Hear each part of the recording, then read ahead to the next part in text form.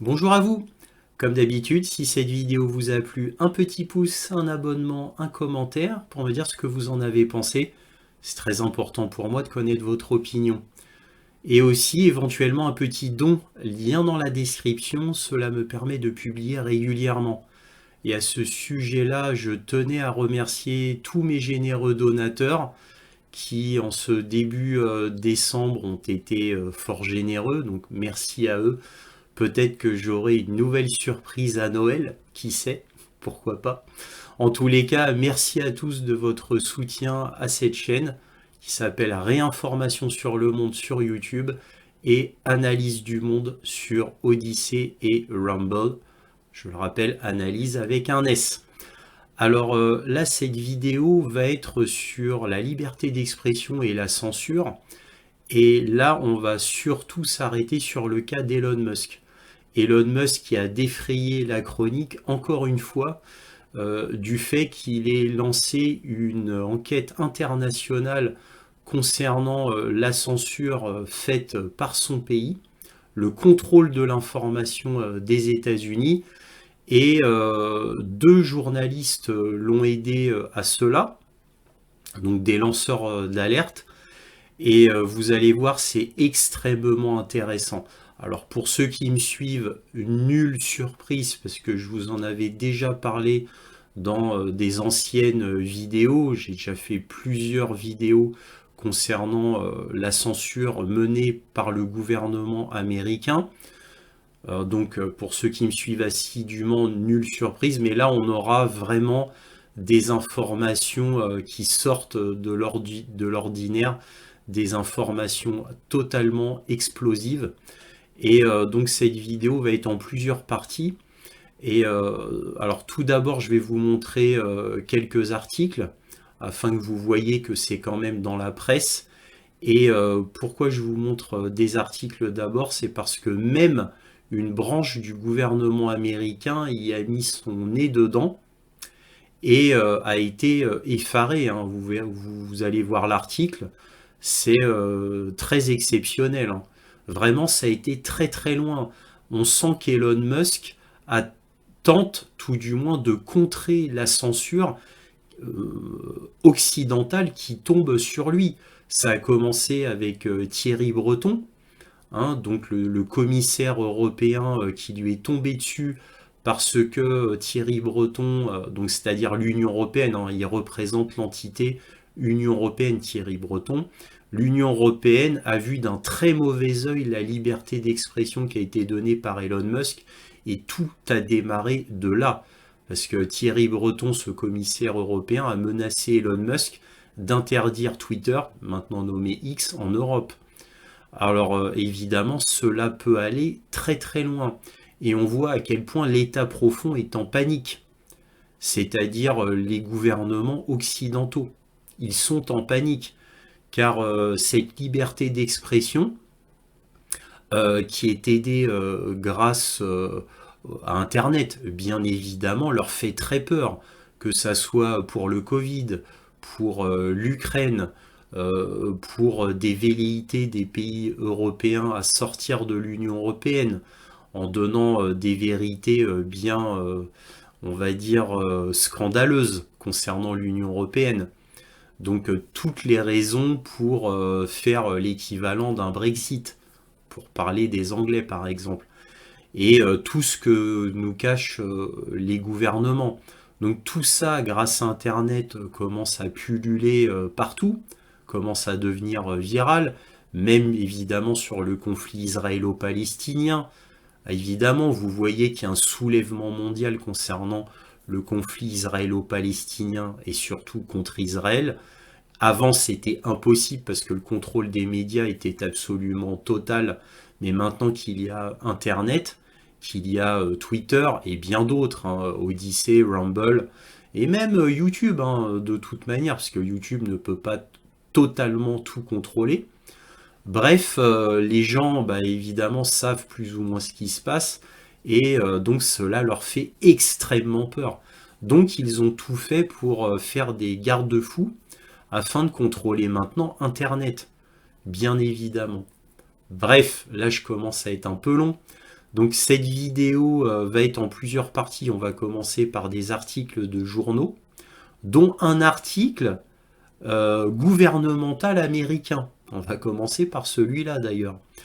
Et vous allez voir à quel point cette affaire avec Elon Musk, donc suite à l'enquête qu'il a lancée internationale, va avoir des répercussions absolument terribles. Bon, sauf si vraiment l'État profond nous tombe dessus de manière draconienne, presque manu militari. Bon, j'y crois pas, mais nous verrons bien. Donc on va commencer par des articles de journaux, et ensuite je vais vous montrer une vidéo de Florian Philippot qui résume l'affaire de manière tellement claire, tellement complète et à la fois concise. Vraiment un travail de vulgarisation qui m'a semblé parfait. Exceptionnellement, je vais vous montrer donc un extrait de la vidéo de Florian Philippot, qui est président des Patriotes, je vous le rappelle, qui résume vraiment très très bien l'affaire. Enfin, vous aurez un extrait d'une de mes vidéos concernant l'application smartphone D2IA qui est obligatoire en Ukraine et qui aura des répercussions éventuelles sur nous, c'est-à-dire occidentaux plus tard. Et enfin, un extrait d'une vidéo de Radio Courtoisie concernant les biolabs en Ukraine. Pourquoi ? Parce que évidemment, ça a été censuré de manière gouvernementale à l'ONU, et Radio Courtoisie, dans une vidéo, montre ça, comme ça fait partie de la censure, de la liberté d'expression. Je vous montre ça pour être complet. Voilà, allez, j'arrête là. Je vous montre tout cela. Exceptionnellement, il n'y aura pas de conclusion de ma part. Donc, je vous dis tout de suite, soyez curieux. Alors, on va commencer très fort par le site du Comité de la sécurité nationale de la Chambre. Donc, c'est un site gouvernemental, comme vous pouvez le voir ici. Et que lit-on? Alors évidemment, on ne va pas tout lire, parce que c'est trop long. On va lire au moins ça et le premier paragraphe. Que lit-on? Les présidents Green et Bishop découvrent de nouvelles preuves de la collaboration du DHS. Alors le DHS, c'est Department of Homeland Security, c'est-à-dire le département de la sécurité intérieure. Je vous en avais fait une vidéo il y a de cela quelques mois. Il y a plus que quelques mois, il y a 7 mois environ. Et donc ce DHS permet de contrôler toute information, que ça soit des journaux, de la télé et d'Internet. C'est relativement nouveau, donc évidemment c'est un ministère de la vérité. Faut appeler les choses telles qu'elles sont. C'est un ministère de la vérité, tout simplement. Encore une fois, j'avais déjà fait une vidéo sur le DHS. Je continue. Et des grandes technologies pour censurer les Américains. Vous voyez, c'est fort, Donc là, au 6 novembre 2023, dans la capitale, Washington DC, aujourd'hui, le président du comité de la sécurité intérieure de la Chambre, Mark E. Green, donc républicain, et le président du sous-comité sur la surveillance, les enquêtes et la responsabilité, Dan Bishop, républicain aussi, ont annoncé de nouvelles preuves de blanchiment, de censure par le ministère de la Justice. Alors blanchiment de la censure, évidemment, c'est la traduction Google. Ça veut dire pour laisser aller la censure qui est ordonnée par le ministère de la Justice. Le Homeland Security, DHS, à travers son travail avec Election Integrity Partnership, un groupe de 4 organisations non gouvernementales, donc des ONG, censées travailler à la recherche sur la désinformation et information malveillante. Donc MDM. Donc c'est, alors eux ils traduisent ça par mésinformation, désinformation et information malveillante. Tout ça c'est le MDM. Les documents sources fournis au comité par un membre du partenariat, le Stanford Internet Observatory, donc SIO, montrent que cet effort a finalement été utilisé par le gouvernement fédéral et les grandes technologies Alors, et les grandes technologies, encore une fois, c'est les traductions Google. En fait, ils parlent des big tech. Le terme, c'était big tech. C'est-à-dire Facebook, Google, etc. Apple, voilà, c'est ça les big tech. Pour faire taire la parole et limiter l'exercice des libertés du premier amendement. Le premier amendement, c'est extrêmement important aux États-Unis, c'est la liberté d'expression. En juin, les présidents Green et Bishop ont envoyé une lettre au CIO, donc Stanford Internet Observatory, sollicitant des informations sur le travail de l'organisation avec l'EIP, donc l'EIP, Election Integrity Partnership, c'est-à-dire le partenariat pour l'intégrité des élections. Donc cette entité est extrêmement importante. Voilà. Et le Virality Project. Alors ça, je ne sais pas ce que c'est. Projet sur la viralité. Donc, viralité des informations, certainement. Pour aider les employés fédéraux à signaler et à supprimer le contenu des réseaux sociaux liés aux élections de 2020. Donc, ces deux présidents, Green et Bishop, donc, ont mené une enquête qui vise les employés fédéraux qui ont signalé et supprimé des contenus sur les réseaux sociaux et qui a permis d'influencer les gens aux élections de 2020, c'est-à-dire Trump-Biden. Donc c'est extrêmement grave. Alors les réseaux sociaux, je vous dis tout de suite lesquels. C'était Facebook, Instagram, Twitter à l'époque, quand Twitter n'était pas dirigé par Elon Musk. Les nombreuses feuilles de calcul reçues par le comité détaillent l'ampleur du système de gestion du flux de travail de billetterie exploité par le CIO. Ça, les billetteries, en fait, c'est par les tickets, les tickets générés. Exploité par le CIO. Alors, c'est quoi les tickets? C'est des tickets, c'est les agents de surveillance, quand ils voyaient un tweet, un message sur Facebook, Instagram et autres qui leur déplaisait, ils créaient un ticket, exactement comme un technicien outliner informatique qui crée des tickets informatiques. Il crée un ticket qui allait à une entité de surveillance pour leur dire vous allez regardez ce tweet là par exemple, faut le supprimer parce que ça va contre Joe Biden. Regardez ce tweet, regardez il est pro-Trump, faut le supprimer. Vous voyez ce genre de choses qui a facilité les discussions entre les analystes et l'EIP et les parties prenantes externes, notamment le Center for Internet Security, donc le Centre pour la sécurité d'Internet, et la Cyber Security and Infrastructure Security Agency, et ainsi que l'Agence pour la sécurité de la cybersécurité et des infrastructures du DHS, bien évidemment, Department of Homeland Security. Dans les informations obtenues, il existe des preuves que des employés du gouvernement, utilisant parfois leur courrier électronique gouvernemental, aident ces organisations à signaler ou à travailler pour supprimer les commentaires sur les élections, les qualifiant de désinformation. Vous voyez ? Alors là, c'est un petit peu compliqué parce qu'on vous donne toutes les entités qui sont impliquées dedans. Mais je vous rappelle que c'est un site gouvernemental et que là, on parle d'hommes officiels, on parle d'hommes d'État. On parle de Mark Green, président du comité de la sécurité intérieure de la Chambre, c'est-à-dire un des membres les plus éminents du gouvernement, et d'un autre président du sous-comité sur la surveillance, les enquêtes et la responsabilité. C'est un membre très éminent du gouvernement américain. Et j'ai envie de vous dire, ces deux personnes-là sont des membres clés concernant tout ce qui est liberté d'expression.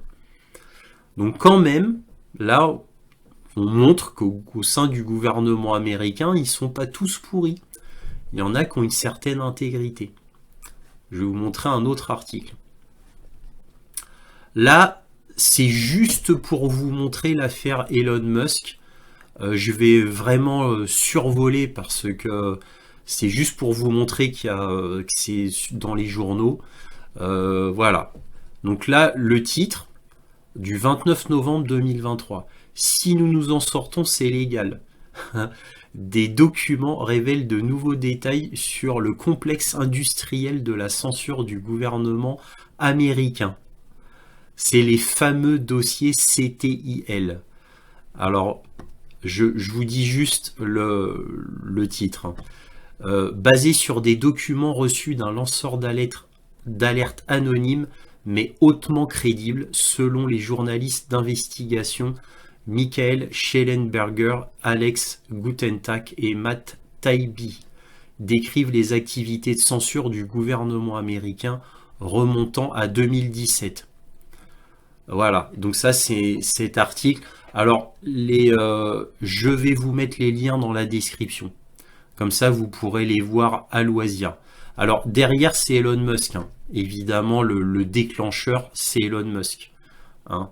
Je vous dis tout de suite le fond de l'affaire, comment c'est venu. Hein.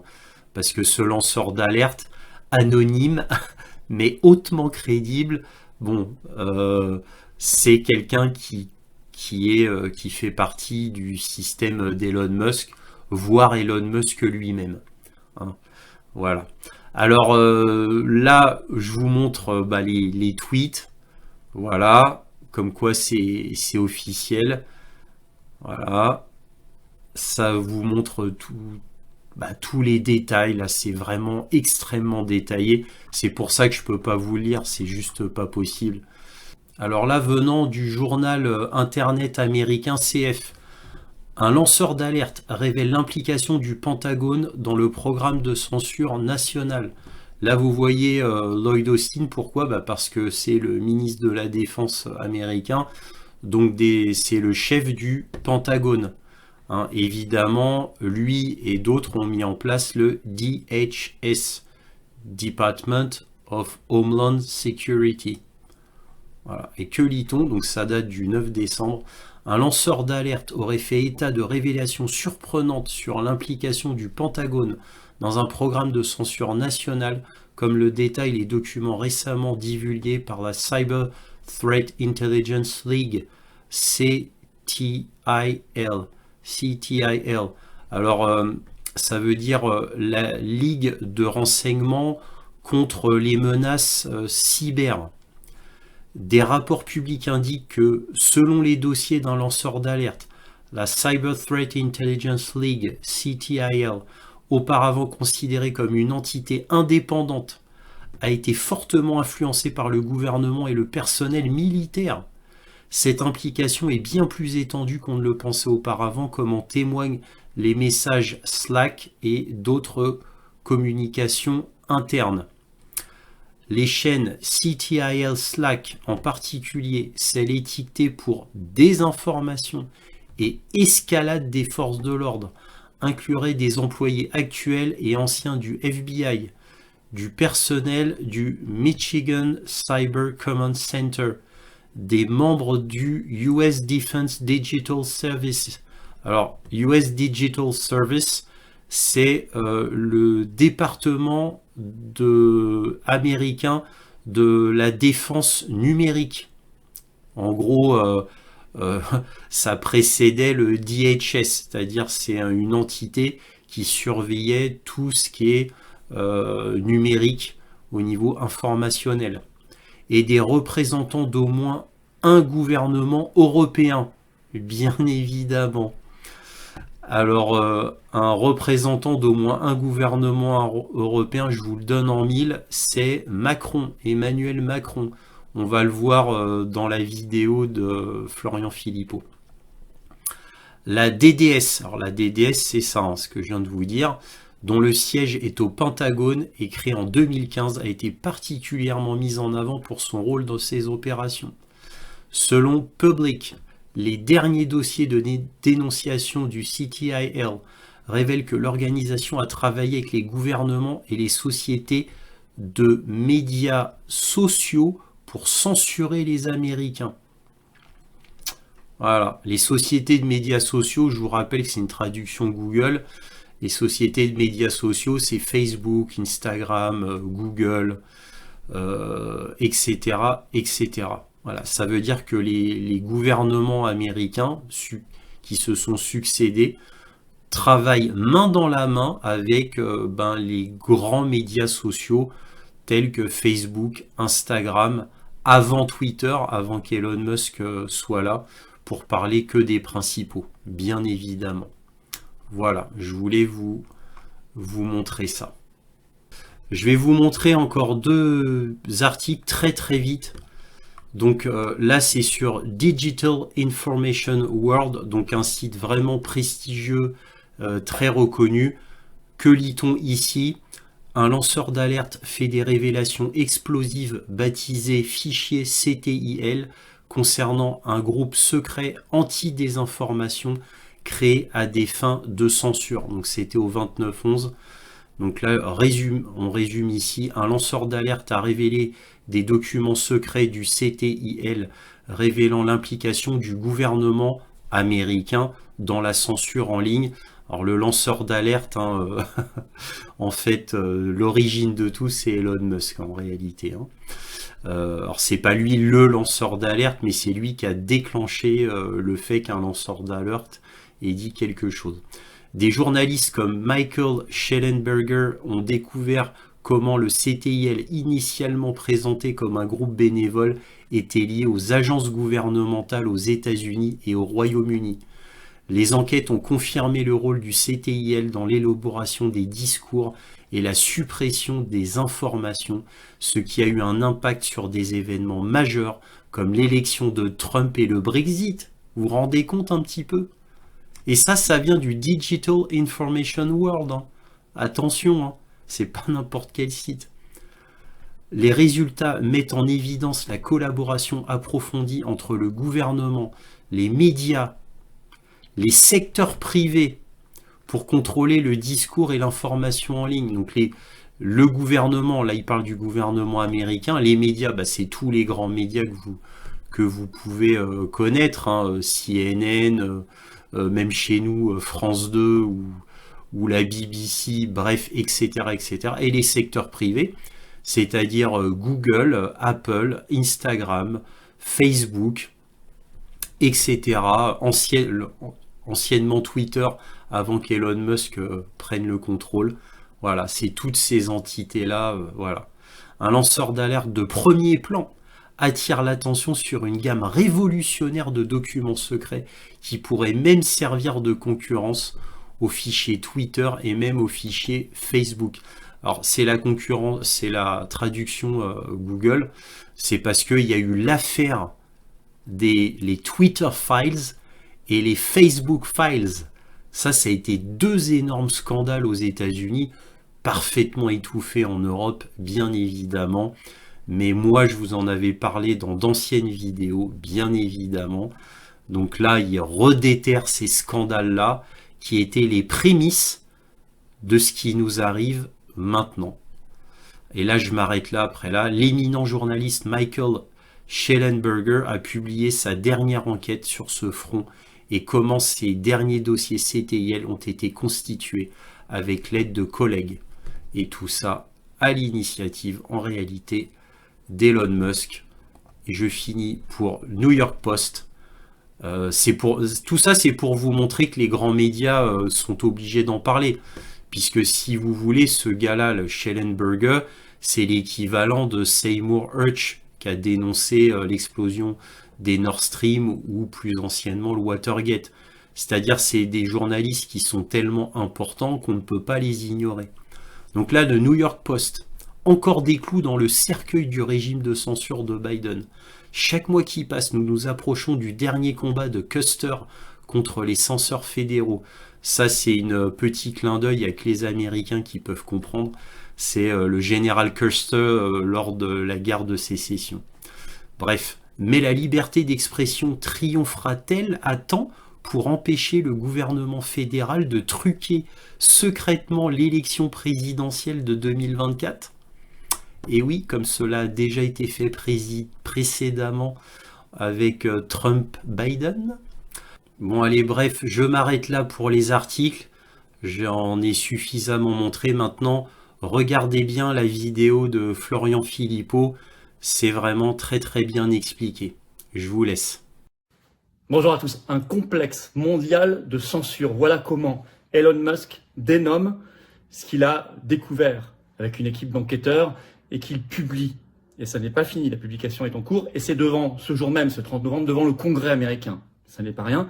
Il était parti des Twitter Files, des Facebook Files sur comment s'organise la censure sur les élections, sur le Covid, sur l'Ukraine, sur tant et tant de sujets. Comment certains se considèrent comme victimes, vous verrez que le nom de Macron apparaît. Et comment, en remontant les fils, on en arrive à un système qui mêle des gouvernements, le complexe militaro-industriel, des ONG, des médias, des entreprises de réseaux sociaux. C'est absolument passionnant. C'est inquiétant, mais au moins on est au cœur. Ça y est, on est au cœur de la machine. Dans ce complexe mondial de censure, balancé par Elon Musk avec son équipe d'enquêteurs, ce 28 novembre. Alors je vous explique tout maintenant dans cette vidéo. Il y a des choses qui sortent, il y a des copies d'écran, il y a des mails, il y a plein de choses. Hein, tout est étayé. On en reparlera parce que ça n'est pas fini, il y a plein de révélations qui arrivent. Et ça concerne le monde entier, dont la France. Évidemment. Évidemment. Et on avait donc raison. Et on nous a dit complotistes pour dire il y a de la censure, il y a des narratifs qui sont créés, etc. Et là, tout est démontré. On a tout. On a toutes les pièces. Ce complexe mondial de censure, c'est ce qu'ils appellent, donc aux États-Unis, les CTIL Files. Je vais vous dire d'où vient cet acronyme CTIL. Ça dépasse, disent les auteurs eux-mêmes, les Twitter et Facebook Files dont on a parlé sur cette chaîne. Et c'est essentiel car on ne combat que ce qu'on connaît, ce qu'on comprend bien évidemment. Et c'est essentiel parce que ça commence à être devant le Congrès américain dès ce 30 novembre en commission d'enquête. Alors, les révélations. D'abord, elles sont faites via X Twitter. À partir du 28 novembre, ça a commencé, c'est en cours. C'est par la même équipe, sous la supervision d'Elon Musk, que les Twitter et Facebook Files, les dossiers Twitter. Ça a été mis en avant par Elon Musk directement. Les premières salves de révélations sont venues d'un journaliste, écrivain, qui avait déjà travaillé sur les Twitter Files, Michael Schellenberger. Et Elon Musk leur a donné la visibilité nécessaire en retweetant tout ça et en ajoutant comme commentaire « c'est énorme » pour l'exclamation. Alors, je vais vous lire en détail le résumé du sujet pour qu'on sache de quoi on parle. Et vous allez voir, je vais ensuite rentrer dans de plus en plus concret. Sachez que ce que je vais vous lire maintenant a déjà été vu plus de 30 millions de fois, rien que sur Twitter, en quelques heures. Alors, j'y vais. C'est évidemment traduit. Hein. Les entrepreneurs militaires américains et britanniques, ça a commencé là, ont créé un plan radical de censure mondiale en 2018, selon de nouveaux documents pour éviter une redite du traumatisme pour l'oligarchie mondiale que fut 2016, c'est-à-dire à la fois le Brexit et l'élection de Trump. Deux événements traumatisants pour l'oligarchie, pour l'État profond en 2016, l'élection de Trump aux États-Unis et le Brexit au Royaume-Uni. Un lanceur d'alerte, je reprends la lecture, un lanceur d'alerte a présenté une nouvelle mine explosive de documents rivalisant ou dépassant les fichiers Twitter et Facebook en termes d'ampleur et d'importance.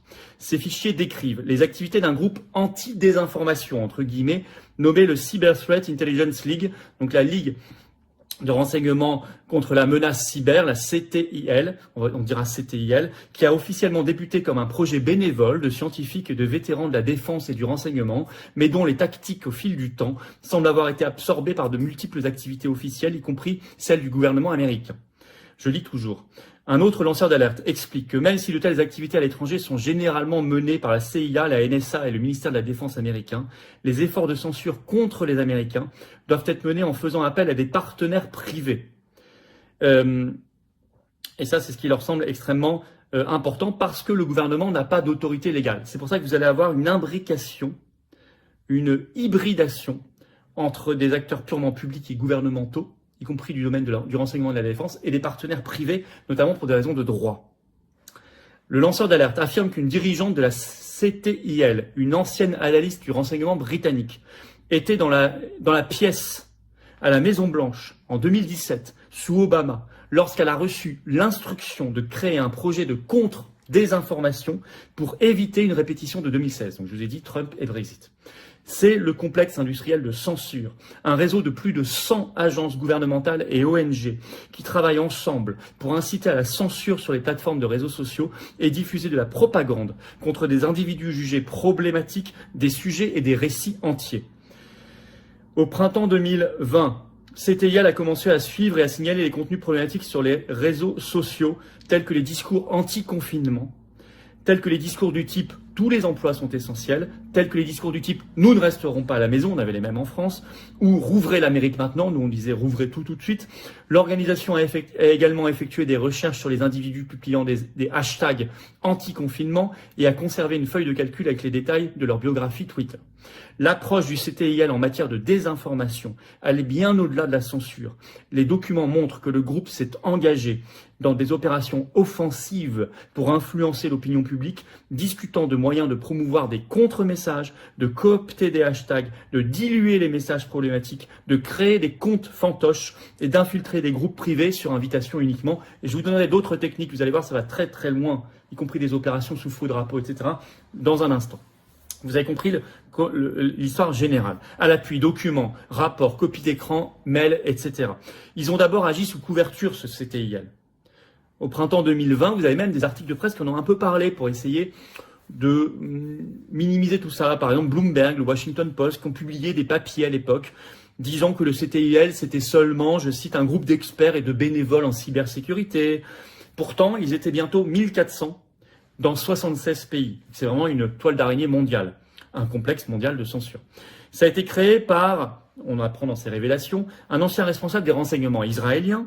Il y a également, vous avez vu, du renseignement américain, du renseignement britannique, un responsable de la sécurité chez Microsoft. Microsoft, c'est qui à l'origine? Bill Gates. Beaucoup d'ex-entrepreneurs militaires. Donc il y a des liens avec le complexe militaro-industriel américain. Ils ont travaillé à, je cite, comment contourner le premier amendement, vous savez, celui qui aux États-Unis garantit la liberté d'expression, et ils ont produit un rapport important pour cela qui est sorti pour la première fois, le rapport MisInfoSec, qui estime qu'il y a des victimes principales. Et je vais vous les citer, écoutez bien. Barack Obama, victime de la désinformation et des méchants complotistes. Barack Obama, Hillary Clinton, John Podesta, qui est cité parmi 4, je vous dirai quel est le quatrième. John Podesta, c'est quand même intéressant parce que lui, c'est tous les problèmes sur la pédocriminalité. Un démocrate, proche de Clinton. C'est marrant qu'il soit cité parmi les 4 seulement dans ce rapport. Et le quatrième, c'est qui à votre avis? Le seul non-américain, Emmanuel Macron. C'est écrit en toutes lettres. Le seul non-américain qui est cité dans ce rapport comme une victime, c'est bizarre qu'il le cite lui, c'est Macron. Je vais vous lire un petit extrait là-dessus, plus court que le précédent. Breuer, donc c'est une des personnes qui travaillait dans le CTIL, a décrit comment il pensait contourner le premier amendement. Son travail avec Turp, un autre collègue à lui, a-t-il expliqué, était un moyen de rassembler des partenaires non traditionnels dans une même pièce, y compris peut-être quelqu'un de l'une des sociétés de médias sociaux, peut-être quelques opérateurs des forces spéciales et des gens du ministère de la Sécurité intérieure, pour parler dans un environnement ouvert et sans attribution, de manière non classifiée, afin que nous puissions mieux collaborer, plus librement et vraiment commencer à changer la façon dont nous abordons certains de ces problèmes. Le rapport MisInfoSec plaide en faveur d'une censure gouvernementale radicale et d'une lutte contre la désinformation. Au cours des 6 premiers mois de 2019, disent les auteurs, ils ont analysé les incidents, entre guillemets, développé un système de reporting et partagé leur vision de la censure avec de nombreux États, traités et ONG. Dans chaque incident mentionné, les victimes de la désinformation appartenaient à un camp politique, parmi lesquels Barack Obama, John Podesta, Hillary Clinton et Emmanuel Macron. Le rapport était ouvert sur le fait que sa contre-désinformation était motivée par le double tremblement de terre politique de 2016, le Brexit et l'élection de Trump. On y revient toujours. C'est une obsession chez eux. Ils ont été traumatisés par ça. Traumatisés. Je cite toujours, ce rapport MisInfoSec déplore que les gouvernements et les grands médias n'aient plus le contrôle total de l'information. C'est écrit en toutes lettres. Il déplore que gouvernements et grands médias n'aient plus le contrôle total de l'information. Je cite toujours, les auteurs ont préconisé l'implication de la police, de l'armée et des services de renseignement dans la censure, avec une mise en œuvre immédiate. Il faut, disent-ils, vacciner de manière préventive une population vulnérable contre certains messages. Leur aveu, la plupart des informations erronées sont en réalité vraies, c'est écrit en toutes lettres, mais placées dans un mauvais contexte. Et ça, ils l'écrivent en 2019, avant même le Covid. Ils disent en fait, la plupart des informations erronées sont en réalité vraies, mais placées dans un mauvais contexte. Ils comparent avec ce que fait la Chine. Ils disent qu'il faut faire la même chose, mais qu'il faut le vendre, entre guillemets, différemment aux Américains et aux Occidentaux. Il faut faire comme la Chine, mais il faut le vendre différemment, sinon ça ne marchera pas. Je vais vous lire le dernier extrait que je vous lis, plus court encore. Breuer, donc un des types du CTIL, s'exprimait librement, déclarant ouvertement que le contrôle de l'information et du récit qu'il avait en tête était comparable à celui mis en œuvre par le gouvernement chinois, mais rendu plus acceptable pour les Américains. Si vous parlez aux citoyens chinois moyens, il est absolument convaincu que le grand pare-feu de Chine n'est pas là pour la censure. Il croit que cela existe parce que le Parti communiste chinois veut protéger les citoyens et qu'il croit absolument que c'est une bonne chose. Si le gouvernement américain essayait de vendre ce récit, on perdrait complètement la tête et il dirait « Non, non, c'est une violation de nos droits au titre du premier amendement. Les messages au sein du groupe et hors groupe doivent donc être absolument différents. Les messages au sein du groupe et hors groupe, donc en interne et en externe, doivent être absolument différents. On ne doit pas dire la même chose en interne. En interne, on peut dire on fait comme la Chine, mais on doit le vendre en externe, hors groupe, tout à fait différemment. Pour que ce soit absorbé. Mais c'est exactement ce qu'ils font depuis quelques années. Les fact-checkers, quand ils vous disent c'est pour votre bien, c'est pour lutter soi-disant contre le terrorisme, la pornographie ou je ne sais quoi, c'est exactement ce qu'ils font. Ils ont déployé exactement cette propagande-là, y compris pour vendre le règlement européen DSA de censure, etc. etc. Très intéressant, parce que ça, c'est écrit en 2019. Mais vous voyez bien qu'en fait, leur modèle, c'est exactement une censure type chinoise. Alors, Matt Taibbi, le 29 novembre, dans une autre série de tweets, a rajouté des choses à ses révélations sur le complexe mondial de censure. Et lui, il va dans un détail très concret. Il évoque, dans des docs opérationnels qu'il met en ligne, en copie d'écran, les tactiques d'espionnage. Donc, il va expliquer comment ils font concrètement. Donc, il y a des tactiques d'espionnage contre une cible qui est le peuple américain, le public américain. Donc, il parle bien d'une cible. Pour lutter, ils utilisent ce qu'ils appellent des agents contre des informations qui, je cite, passent à l'offensive pour perturber la parole et utiliser de faux personnages et des techniques d'espionnage. C'est écrit en toutes lettres dans leur document. Par exemple, sur les messages anti-confinement, ils disent qu'il faut, je cite, chercher à supprimer les comptes et sinon les invisibiliser. Il faut par ailleurs, je cite, inciter le FBI à supprimer certains contenus. Alors, ils sont très méprisants pour les gens. Ils parlent par exemple de ce qu'ils appellent John and Jane Q Citizen, c'est-à-dire, on dirait en français monsieur et madame lambda, monsieur et madame tout le monde. En américain, on dit John and Jane Q Citizen, comme vous savez, on vous dit pour les morts non identifiés, John Doe, Jane Doe, ben c'est pareil. John and Jane Q Citizen, qui regardent Fox News, c'est vraiment... et ils écrivent dans ce rapport, concernant ces gens-là, l'américain moyen qui regarde Fox News, ces gens ne sont pas des gens capables, nous devons les aider. Vous voyez la dimension de mépris social, de caste qu'il y a là-dedans. Alors, il parle également, de manière très opérationnelle, d'opérations sous faux drapeaux qui sont recommandées. Il donne des exemples. Par exemple, faites par la Turquie, etc. C'est intéressant, je ne dis pas tout ici. Il parle d'utilisation de l'intelligence artificielle, de faux sites, d'infiltration, tout ça sont des citations, et la construction et l'utilisation de bots.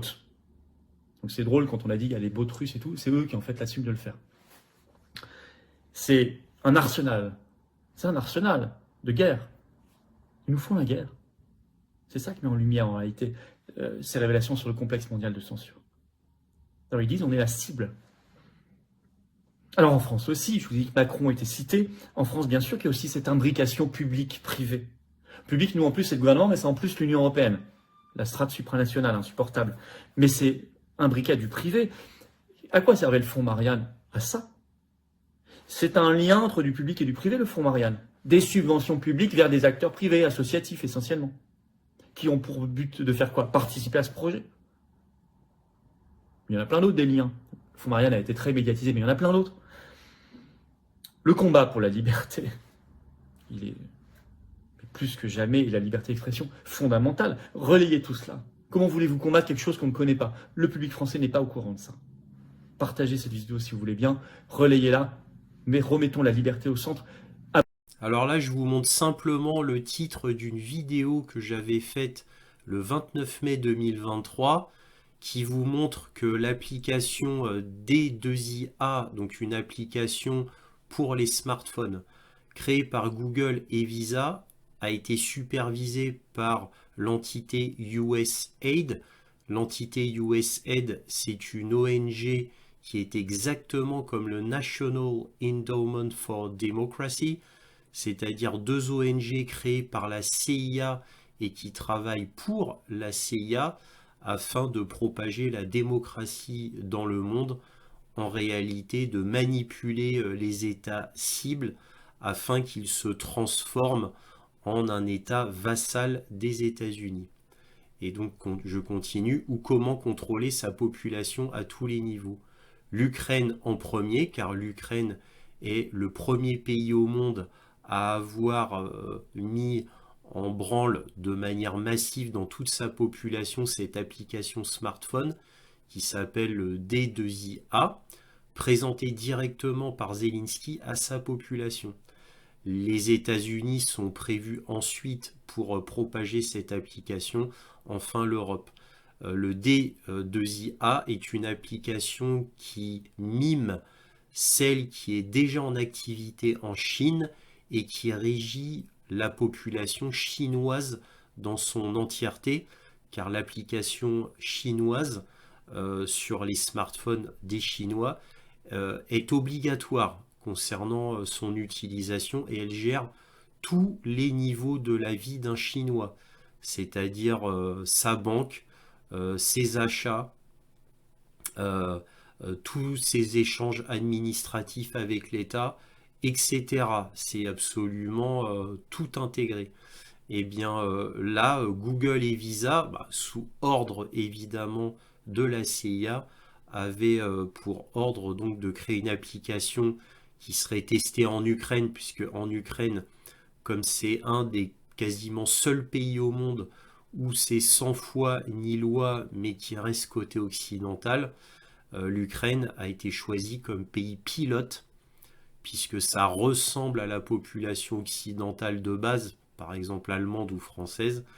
Donc ça servait comme pilote, puisque là-bas, étant donné que c'est, je le répète, la jungle, c'est sans foi ni loi, et que Zelensky est totalement aux ordres des États-Unis, il a été décidé que cette application soit testée là-bas de manière massive pour tous les Ukrainiens.